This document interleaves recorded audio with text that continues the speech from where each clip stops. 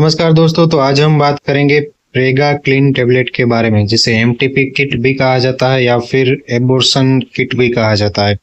Generally ये बच्चे गिराने की गोली है। तो आज इस वीडियो में हम सारी बातें जानेंगे कि कब तक आप ये जो टेबलेट है वो यूज कर सकते हैं, कैसे इसको यूज करना है और क्या चीजें हैं जो कि आपको ध्यान में रखनी होगी। तो सबसे पहले तो बात करते हैं कि जब प्रेगनेंसी ठहर जाती है और उसके बाद 7 से लेकर 9 हफ्ते तक की अगर प्रेगनेंसी है तो एमटीपी किट से टर्मिनेट की जाती है।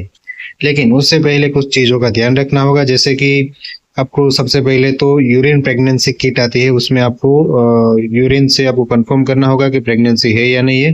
दूसरी बात आपको ध्यान रखनी होगी वो है कि आपको गायनेकोलॉजिस्ट का दिखाकर एक सोनोग्राफी करवा लेनी है, जिससे कि आपको पता चले कि जो तो आपको गायनेकोलॉजिस्ट को दिखाकर सोनोग्राफी करवा लेनी है, जिससे कि पता चले कि जो गर्भ है, जो बच्चा है, वो कहीं जो फेलोपियन ट्यूब होता है, नली होती है, उसमें तो इम्प्लांट नहीं हुआ है। अगर फेलोपियन ट्यूब में या फिर नली में इम्प्लांट हो चुका है और अगर गर्भ ठहर गया है और वहां पर है, आप गोली ले लोगे तो फिर दिक्कत बढ़ सकती है और ज्यादा प्रॉब्लम हो सकती है। तो सबसे पहले तो ये दोनों तरीके से यूपीटी किट और गायनेक को दिखा के सोनोग्राफी करवाकर आपको कंफर्म करना है कि बच्चा है वो बच्चेदानी में यानी कि गर्भाशय में, यूट्रस में ही है। उसके बाद आप ये किट ले सकते हो अगर 7 से 9 महीने तक की प्रेगनेंसी है तो सबसे पहले तो अब हम बात करते हैं कि लेनी कैसे है। तो इसमें जनरली 2 तरह की टेबलेट लेती है। पहली जो रहती है वो मीफेप्रिस्टोन है और दूसरी जो रहती है वो मीजोप्रिस्टोल है। जो मीफेप्रिस्टोन है उसकी सिर्फ एक ही गोली होती है और जो मीजोप्रिस्टोल है उनकी 4 दवाइयाँ होती है, 4 गोलियां होती है।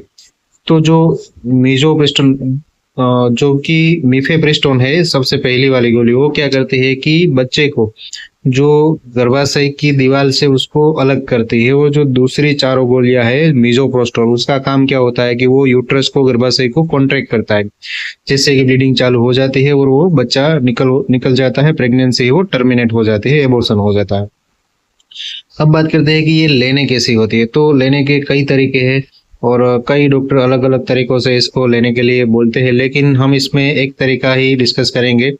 कुछ लोग होते हैं जो पहले दिन ये गोली, बाद में 12 घंटे बाद ये दोनों गोली और उसके 12 घंटे बाद ये दोनों गोली लेने के लिए बोलते हैं। कुछ डॉक्टर्स इस तरह से देते हैं कि पहली गोली वो खा लेनी है और दूसरी 4 गोलियां है वो वजाइना में एंटर करके रख देनी है।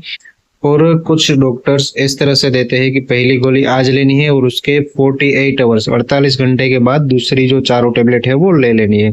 जो तीसरा तरीका है वो ऑथेंटिक है, वो मोस्ट कॉमनली प्रिस्क्राइब किया जाने वाला तरीका है। तो इस तरह से डॉक्टर्स प्रिस्क्राइब करते हैं ये टेबलेट।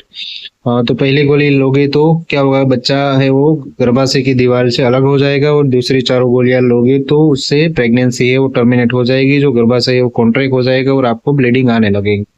अब बात ये आती है कि ब्लीडिंग ज्यादा अगर आने लगती है तो क्या होगा, उस दौरान क्या कॉम्प्लिकेशंस हो सकते हैं ये दवाई लेने के बाद।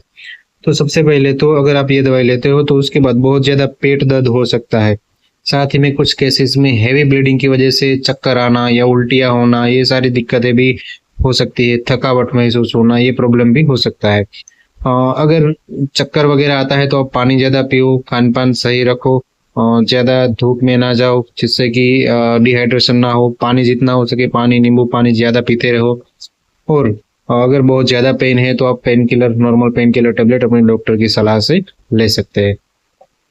अब बात ये करते हैं कि कुछ केसेस में क्या होता है कि ये दवाई लेने के 10-15 दिन बाद भी ब्लीडिंग स्टॉप नहीं होती, ब्लीडिंग चालू तो हो जाती है लेकिन फिर बंद नहीं होती है। तो उस दौरान क्या प्रॉब्लम होती है कि कुछ बच्चे का पार्ट है वो गर्भाशय में, यूट्रस में रह चुका होता है और उस वजह से ब्लीडिंग चालू ही रहती है। और ब्लीडिंग चालू रहने की वजह से जो लेडी है, जो महिला है, उनके शरीर में खून की कमी आ जाती है।